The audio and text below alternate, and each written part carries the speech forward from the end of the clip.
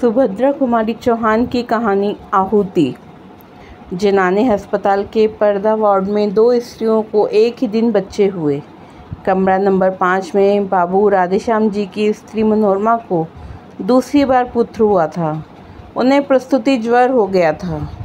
उनकी अवस्था चिंताजनक थी।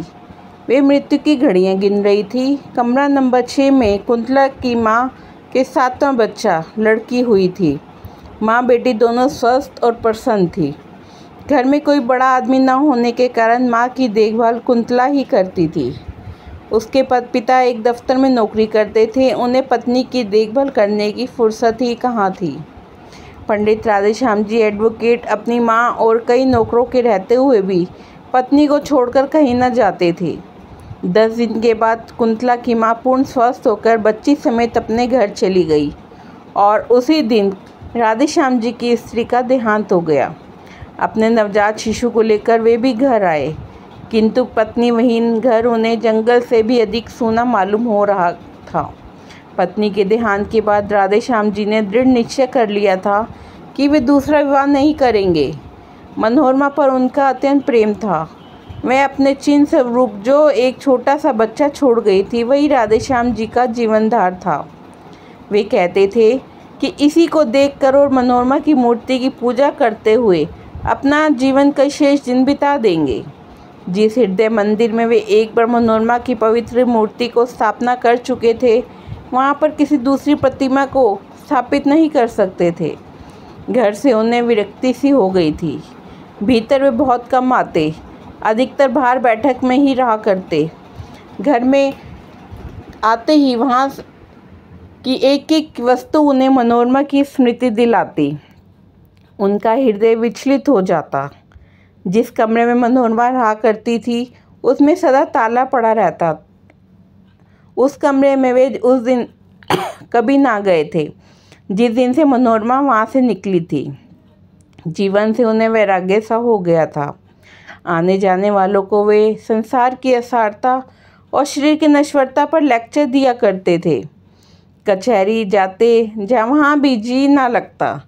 जिन लोगों से 50 रुपये फीस लेनी होती, उनका काम 25 में ही कर देते।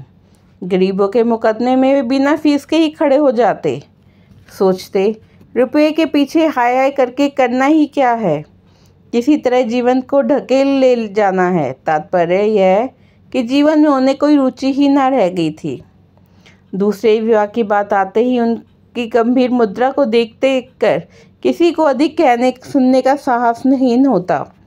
अतः सभी यह समझ चुके थे कि राधेश्याम जी अब दूसरा विवाह ना करेंगे।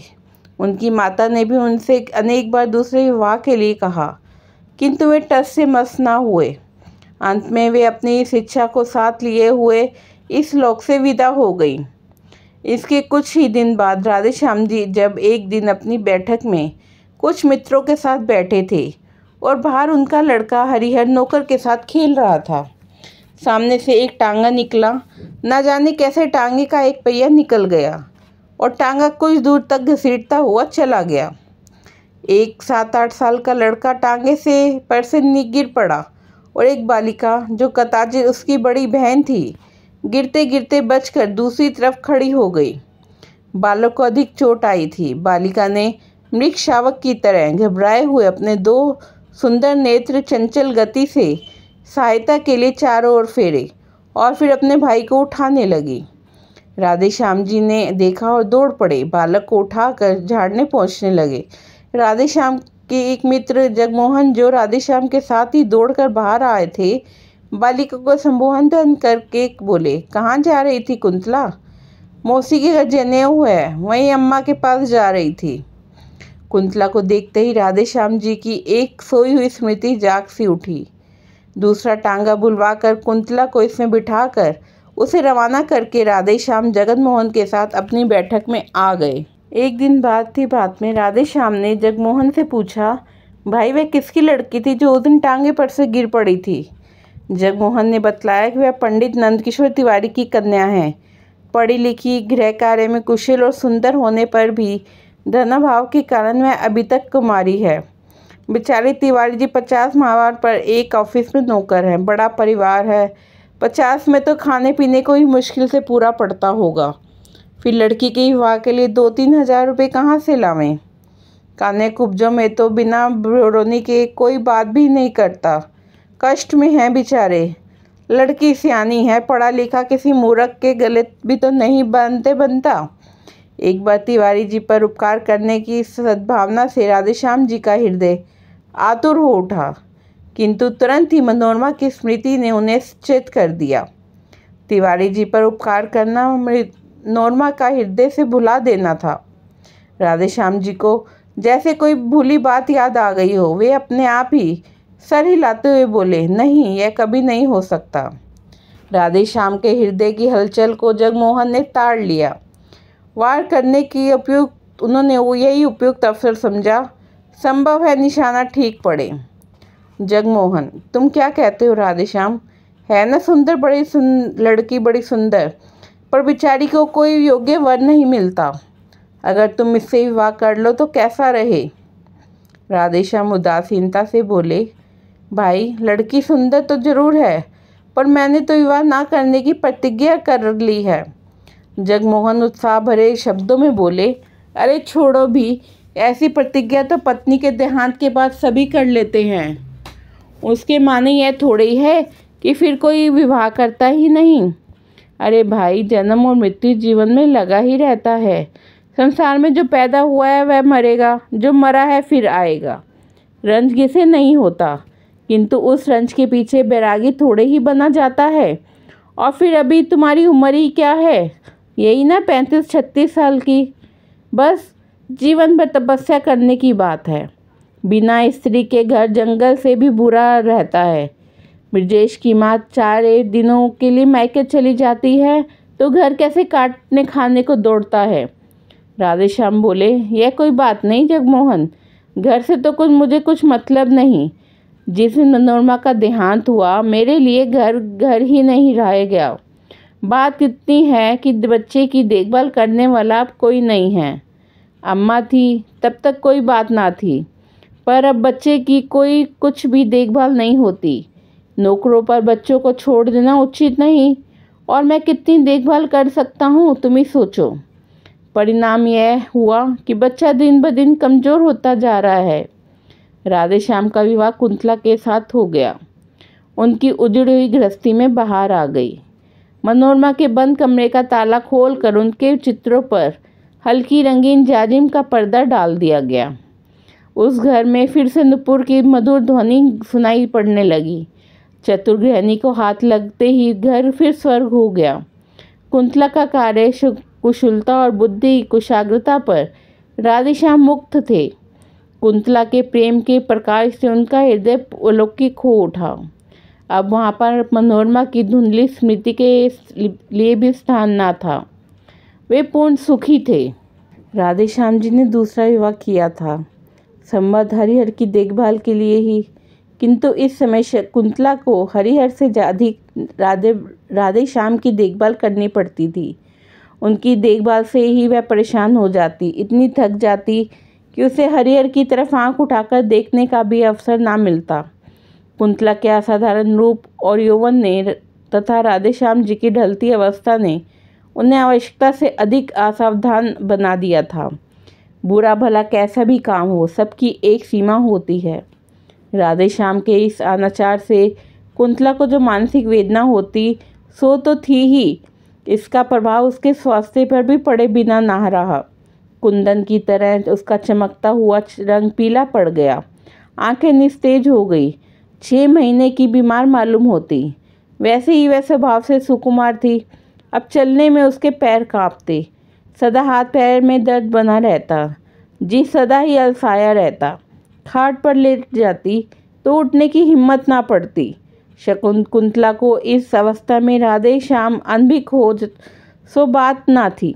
उन्हें सब मालूम था। कभी कभी ग्लानि और पश्चाताप उन्हें भले ही होता, किंतु लाचार थे। कहते हैं ढलती उम्र का विवाह और दूसरे विवाह की सुंदर स्त्री मनुष्य को पागल बना देती है। था भी कुछ ऐसा ही। कुंतला अपने जीवन से कुछ बेजार सी हो रही थी, किंतु वह राधेश्याम को इस प्रकार रोक सकती थी। वह उनकी ब्याहता ठहरी। रात 7 भावरे लेने के बाद घनश्याम को उसके शरीर पर पूरी मनोबली सी मिल चुकी थी ना। इधर कुछ दिनों से शहर में एक स्त्री समाज की स्थापना हुई थी। एक दिन उसकी कार्यकारिणी की कुछ महिलाएं आकर कुंतला को निमंत्रण दे गईं। कुंतला ने सोचा, अच्छा ही है, घंटे 2 घंटे घर से बाहर रहकर अपने इस जीवन के अतिरिक्त भी देखने और सोचने समझने का अवसर मिलेगा। उसने निमंत्रण स्वीकार कर लिया। वहाँ गई भी। वहाँ जितनी स्त्रियों ने भाषण पढ़े या दिए, कुंतला ने सुने। उसने सोचा, वह इन सबके से अधिक अच्छा लिख सकती है और बोल सकती है। घर आकर उसने भी एक लेख लिखा। विषय था भारत की वर्तमान सामाजिक अवस्था में स्त्रियों का स्थान। राधे श्याम जी ने भी लेख देखा, बहुत ही प्रसन्न हुए। लेख लिए हुए वे बाहर गए। बैठक में कई मित्र बैठे थे, उन्हें दिखलाया। सभी ने लेखिका की शैली और सामयिक ज्ञान की प्रशंसा की। अपने एक साहित्यिक सेवी मित्र अखिलेश्वर को लेकर राधेश्याम भीतर आए। कुंतला को पुकार कर बोले, कुंतला, तुम्हारा लेख बहुत ही अच्छा है। मुझे नहीं मालूम था कि तुम इतना अच्छा लिख सकती हो, नहीं तो तुमसे सदा लिखते रहने का आग्रह करता। तुम्हारे इस लेख में कई भाषा की त्रुटियां हैं जरूर, पर सो ये मेरे मित्र अखिलेश्वर ठीक कर देंगे। अब तुम रोज़ कुछ लिखा करो, ये ठीक कर दिया करेंगे। मुझे तो भाषा का ज्ञान नहीं, अन्यथा मैं ही देख लिया करता। खैर कोई बात नहीं, यह भी घर के से ही आदमी हैं। कुंतला की लेखों को देखने का भार अखिलेश्वर पर को सौंपकर राधेश्याम को बहुत संतोष हुआ। कुंतला को भी एक ऐसा साथी मिला था जिसकी आवश्यकता का अनुभव वह बहुत दिनों से कर रही थी, जो उसे घरेलू जीवन के अतिरिक्त और भी बहुत सी उपयोगी बातें बता सकता था, जो उसे अच्छे से अच्छे लेखक और कवियों की कृतियों का रसास्वादन करवा के साहित्य जगत का सैर करवा सकता था। कुंतला अखिलेश्वर का साथ पाकर बहुत संतुष्ट थी। अब उसे अपना जीवन उतना कष्टमय और नीरस ना मालूम होता था। कुंतला और अखिलेश्वर प्रतिदिन एक बार अवश्य मिला करते। कुंतला की अभिरुचि साहित्य की ओर देखकर उसकी विलक्षण कुशाग्र बुद्धि एवं लेखन शैली की असाधारण प्रतिभा पर अखिलेश्वर मुक्त थे। वे उसे एक सुयोग्य रमणी बनाने में तथा उसकी प्रतिभा को पूर्ण रूप से विकसित करने में सदा प्रयत्नशील रहते थे। लाइब्रेरी में जाते, अच्छे से अच्छी पुस्तक लाते, उसे घंटों पढ़कर सुनाया करते। कविवर शैली टेनिसन एंड किट्स तथा महाकवि शेक्सपियर इत्यादि की उच्च दर्जे की कविताएं पढ़कर उसे समझाते, उसके सामने व्याख्या तथा आलोचना करते और उससे करवाते। हिंदी के धुरंधर कवियों की रचनाएं सुनाकर वे कुंतला की प्रवृत्ति कविता की ओर फेरना चाहते थे। उनका विश्वास था कि कुंतला लेखों से कई अच्छी कविताएं लिख सकेगी, किंतु अब राधेश्याम को कुंतला के पास अखिलेश्वर का बैठना अखरने लगा था। वे कभी कभी सोचते, शायद कुंतला के रूप पर ही रीझ कर अखिलेश्वर उसके साथ इतना समय व्यतीत करते हैं, किंतु वे प्रकट में कुछ न कह सकते थे, क्योंकि उन्होंने स्वयं ही उनका आपस में परिचय करवाया था। कुंतला राधेश्याम के मन की बात समझती थी, इसलिए वह बहुत सतर्क रहती, किंतु फिर भी यदि कभी भूल से उसके मुंह से अखिलेश्वर का नाम निकल जाता तो राधेश्याम के हृदय में ईर्ष्या की अग्नि भभक उठती। अब अखिलेश्वर के लिए राधेश्याम के हृदय में मित्र भाव की अपेक्षा ईर्ष्या का भाव ही अधिक था। उन्हीं दिनों कुंतला ने 2-4 तुकबंदियाँ भी की, जिनमें कल्पना की बहुत ऊंची उड़ान और भावों की बहुत सुंदर समावेश था, किंतु शब्दों का संगठन उतना अच्छा नहीं था। अपने हाथों के लगाए हुए पौधों में फूल आते देखकर जिस प्रकार किसी चतुर माली को प्रसन्नता होती है, उसी प्रकार कुंतला की कविताएं देखकर अखिलेश्वर खुश हुए।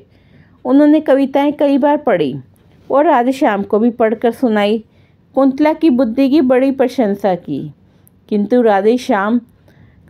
राधेश्याम खुश न हुए। उन्हें ऐसा मालूम हुआ कि जैसे कुंतला ने अखिलेश्वर के विरह में ही विकल होकर ये कविताएं लिखी हैं। अखिलेश्वर निष्कपट और निस्वार्थ भाव से कुंतला का शिक्षण कर रहे थे। उन्हें कुंतला से कोई विशेष प्रयोजन ना था। कुंतला के इस शिक्षण से उन्हें इतना ही आत्मसंतोष था कि वे साहित्य की एक सेविका तैयार कर रहे थे, जिसके द्वारा कभी ना कभी साहित्य की कुछ सेवा अवश्य होगी। राधेश्याम के हृदय में इस प्रकार उनके प्रति ईर्ष्या के भाव प्रज्वलित हो चुके हैं, इसका उन्हें ध्यान भी ना था, क्योंकि उनका हृदय निर्मल और पवित्र था। अखिलेश्वर कई दिनों तक लगातार बीमार रहने के कारण घर के बाहर ना निकल सके। खाट पर अकेले पड़े पड़े धनिया गिनते हुए उन्हें अनेक बार कुंतला की याद आई। कई बार उन्होंने सोचा कि उसे बुलवा भेजें, फिर जाने के आगे पीछे सोच कर वे कुंतला को ना बुला सके। इधर कई दिनों से अखिलेश्वर का कुछ समाचार ना पाकर कुंतला भी उनके लिए उत्सुक थी। वह बार बार सोचती एकाएक इन दिनों आना क्यों बंद कर दिया, क्या बात हो गई। किंतु वह अखिलेश्वर के विषय में राधेश्याम से कुछ पूछते हुए डरती थी। इसी बीच एक दिन कुंतला की मां ने कुंतला को बुलावा भेजा। राधेश्याम कुंतला से यह कहकर कि जब टांगा आवे तुम चली जाना के चारी चले गए। कुंतला माँ के घर जाकर जब वहाँ से 3 बजे लौट रही थी तो रास्ते में हाथ में दवा की शीशी लिए हुए अखिलेश्वर का नौकर मिला। नौकर से मालूम करके कि अखिलेश्वर बीमार हैं, कई दिनों तक तेज बुखार रहा है, अब भी कई दिन घर से बाहर ना निकल सकेंगे। कुंतला अपने आप को रोक ना सकी। क्षण भर के लिए अखिलेश्वर से मिलने के लिए उसका हृदय व्याकुल हो उठा। अखिलेश्वर के मकान के सामने पहुंचते ही टांगा रुकवा कर वह अंदर चली गई, साथ में उसकी छोटी बहन भी थी। अचानक कुंतला को अपने घर कमरे में देखकर अखिलेश्वर को विस्मय और आनंद दोनों ही हुए। अपनी खाट के पास ही कुंतला के बैठने के लिए कुर्सी देकर स्वयं उठकर खाट पर बैठ गए। बोले, कुंतला तुम कैसे आ गई इस बीमारी में, मैं तो तुम्हारी बहुत याद की। इसी समय राधेश्याम जी ने कमरे में प्रवेश किया। कुंतला कुछ भी ना बोल पाई। राधेश्याम को देखते ही अखिलेश्वर ने कहा, आओ भाई राधेश्याम, आज कुंतला आई तो तुम भी आए, वरना आज 8 दिन से बीमार पड़ा हूँ। रोज ही तुम्हारी याद करता हूँ, पर तुम लोग कभी ना आए। फिर घड़ी की ओर देखकर बोला, 3 ही बजे कचहरी से कैसे लौट आए। राधेश्याम ने रुखाई से जवाब उत्तर दिया, कोई काम नहीं था इसलिए चला आया। फिर पत्नी की ओर मुड़कर बोले, चलो चलते हैं, मैं तो जाता हूँ। अखिलेश्वर ने बहुत रोकना चाहा, पर वे ना रुके, चले ही गए। उनके पीछे पीछे कुंतला भी चली।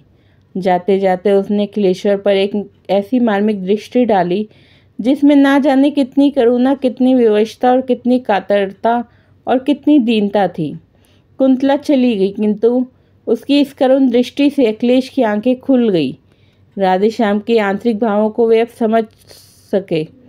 घर पहुंचकर कुंतला कुछ न बोली, वह चौके में चली गई। कुछ ही क्षण बाद उसने लौटकर देखा कि उसके लेख, कविताएं, कॉपियां, पेंसिल, अखिलेश्वर के द्वारा उपहार में दी हुई फाउंटेन पेन सब समेटकर किसी ने आग लगा दी है। उसी अग्नि में अखिलेश्वर का वह प्यार भरा चित्र कुछ ही क्षण पहले ड्राइंग रूम की शोभा बढ़ा रहा था, धू धू करके जल रहा है और ऊपर उठती हुई लपटें मानो कह रही थी, कुंतला, यह तुम्हारे साहित्य जीवन की चिता है। ये कहानी आपको पसंद आए तो चैनल को लाइक एंड सब्सक्राइब ज़रूर करें।